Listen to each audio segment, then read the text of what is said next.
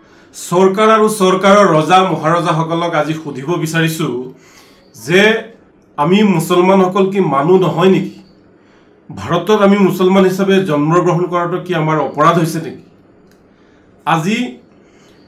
आमी बारंबार কৈ आइছো कांग्रेस सरकाৰৰ পৰা आरम्भ কৰি এই বিজেপি सरकार আজিৰ দিনটোলৈকে আমি কৈ আইছো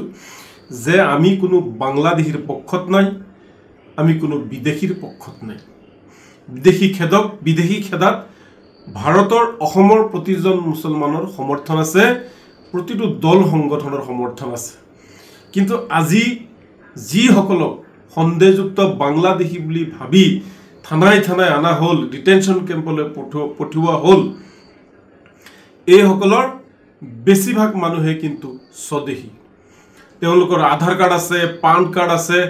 ইয়াতে জন্মগ্ৰহণ কৰিছে সকলো নথিপত্ৰ আছে তেওঁলোকৰ মাক দেউতাক ইয়াৰে হয় তেওঁলোকৰ ভাইক ভনীয়েক ভাৰতীয় হয় ভোট দিছে সকলো চৰকাৰী খা সুবিধা পাইছে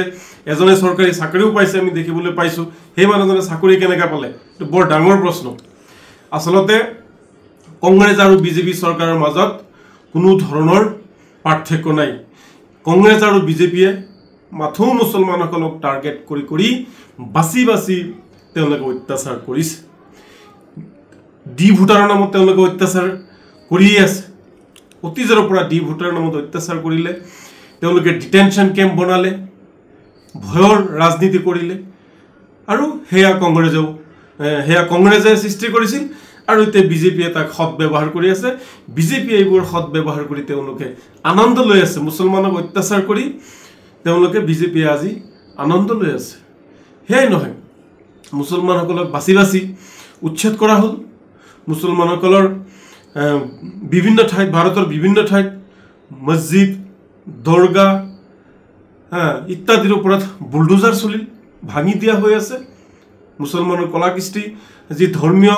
খা সম্পত্তি এইবিলাকৰ প্ৰতি চকু পৰিছে এইবিলাক ধ্বংস কৰাৰ ওয়াকফ সম্পত্তি কাঢ়ি নিয়াৰ এটা চেষ্টা বিজেপি চৰকাৰে চলাই আছে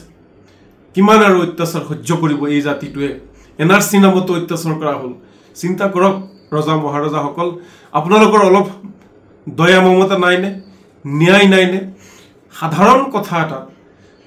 ভোটাৰ তালিকাত কাৰোবাৰ নাম ভুল থাকিব পাৰে প্ৰিন্ট মিছ হ'ব পাৰে বা ইফাল সিফাল অলপ হ'ব পাৰে কিন্তু মানুহজনটো ইয়াতে জন্ম হৈছে ইয়াতে জন্ম হোৱা মানুহক কেনেকৈ আপোনালোকে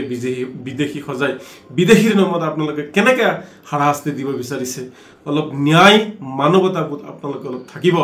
মানুহক অত্যাচাৰ কৰি আপোনালোকে আনন্দ উপভোগ কৰিলে ইয়াৰ ফলাফল এদিন বেয়া হ'ব ভগৱান আছে আল্লাহ আছে ভগৱানে এদিন বিচাৰ কৰিব গতিকে সকলোৱে মুখ্যমন্ত্ৰী হিমন্ত বিশ্ব শৰ্মা নৰেন্দ্ৰ মোদীও ভগৱানৰ দান আমি মুছলমান সকলো ভগৱানৰ দান গতিকে আমাক ইমান অন্যায় অত্যাচাৰ নকৰিব আমাৰো জীয়াই থকাৰ অধিকাৰ আছে আমাৰো ভাৰতৰ সংবিধান মতে চলাৰ অধিকাৰ আছে ভাৰতৰ সংবিধান মতে আমাৰ যিসমূহ প্ৰাপ্য অধিকাৰ সেইসমূহ আমি পোৱাৰ অধিকাৰ আছে গতিকে আমাক আপোনালোকে বঞ্চনা নকৰিব অত্যাচাৰ নকৰিব